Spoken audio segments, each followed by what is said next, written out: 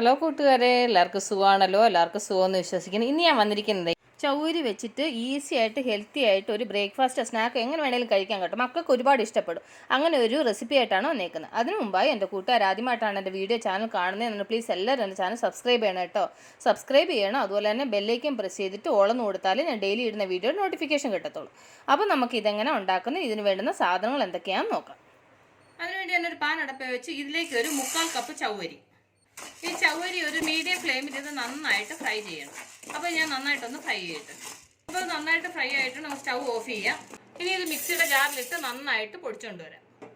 അപ്പോൾ ഞാനൊന്ന് പൊടിച്ചുകൊണ്ട് വരട്ടെ. ഒരു ബൗളെടുത്ത് ഇതിലേക്ക് ഞാനൊരു മീഡിയം ഉരുളൻകിഴങ്ങ് വേവിച്ച് തൊലി കളഞ്ഞതാണ് കേട്ടോ. ഇനി ഇത് നന്നായിട്ടങ്ങ് ഉടയ്ക്കാം. അപ്പോൾ നന്നായിട്ട് ഉടച്ചു. ഇനി നമുക്ക് ഇതിലേക്ക് പൊടിച്ചുകൊണ്ട് വന്ന ചവ്വരി ചേർത്ത് കൊടുക്കാം.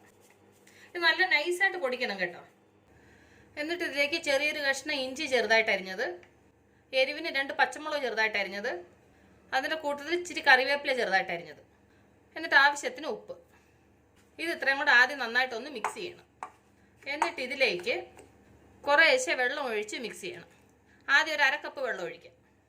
എന്നിട്ട് ആദ്യം ഇതൊന്ന് മിക്സ് ചെയ്യാം. വെള്ളം ഒരുപാട് ഒരുമിച്ച് ഒഴിക്കരുത് കേട്ടോ. വെള്ളത്തിൻ്റെ ആവശ്യം ഉണ്ടെങ്കിൽ പിന്നെ ഒഴിച്ചു കൊടുത്താൽ മതി. ചവ്വരിയല്ലേ, നമ്മൾ വെള്ളം ഒഴിക്കുന്നതനുസരിച്ച് വേഗം ഡ്രൈ ആവും. അപ്പോൾ ഇതിലേക്ക് കുറച്ചുകൂടെ ഒഴിച്ചു കൊടുക്കും.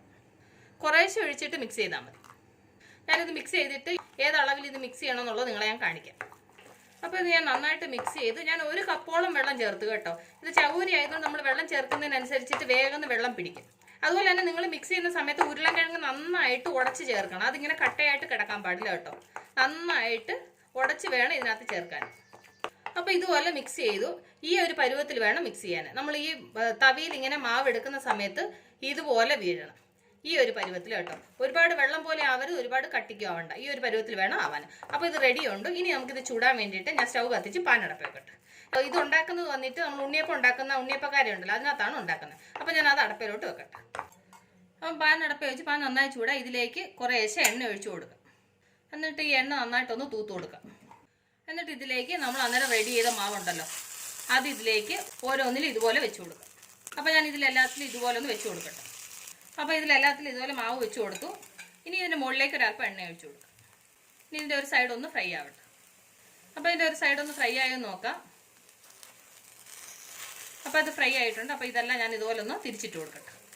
കണ്ടല്ലേ എത്ര ഈസി ആയിട്ട് ചെയ്യാൻ പറ്റുമെന്ന് കണ്ടില്ലേ. വലിയ അധികം സാധനങ്ങളൊന്നും വേണ്ട, നമ്മുടെ വീട്ടിലുള്ള സാധനം മാത്രം മതി. വൈകുന്നേര സമയങ്ങളിലൊക്കെ കുഞ്ഞുങ്ങൾക്ക് വിശക്കുന്നെന്ന് പറയുമ്പോൾ പെട്ടെന്ന് നല്ല ഹെൽത്തി ആയിട്ടുള്ള സാധനം പെട്ടെന്ന് ഉണ്ടാക്കി കൊടുക്കാൻ പറ്റുന്നതാണ്. അപ്പോൾ അത് തിരിച്ചിട്ട് കൊടുത്ത് അതിൻ്റെ ആ സൈഡിലൂടെ ഒന്ന് ഫ്രൈ ആവട്ടെ. അപ്പോൾ ആ സൈഡും ഫ്രൈ ആയോ നോക്കാം.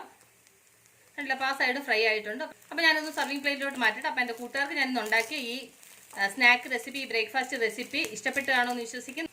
നിങ്ങളെല്ലാവരും ട്രൈ ചെയ്യണം കേട്ടോ. നിങ്ങളെല്ലാവരും ട്രൈ ചെയ്യണം. ട്രൈ ചെയ്ത് ഇഷ്ടപ്പെട്ടാൽ നിങ്ങളുടെ ഫ്രണ്ട്സിന് ഷെയർ ചെയ്യുക, ലൈക്ക് ചെയ്യുക, വാല്യുബിൾ കമൻറ്റ്സ് ഇടുക.